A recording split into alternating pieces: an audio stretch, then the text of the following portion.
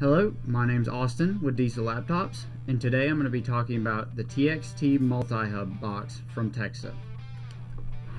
When you open the box, you'll see your Texa device, the TXT MultiHub. This can be used completely wireless from your computer. You can use Bluetooth or Wi-Fi. On the front, we have our network connection port, a USB device port, which is for hardwiring it to your computer. Next to that is another USB port, and then we have our external power supply. On the front, you'll see a screen which will display battery voltage. And on the other side, we have our diagnostic port. This is what we'll use to connect to the vehicle. The first cable we have is our diagnostic cable, and it's going to connect directly to your TXT box.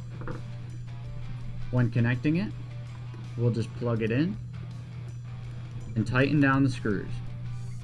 The other end of this cable is an OBD2 port, and this can plug directly into any OBD2 port. If you need another adapter, we'll use our T22 cable.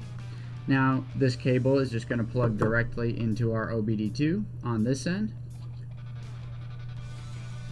And then you'll see we have our green 9-pin, our 6-pin, and our OBD1 connection.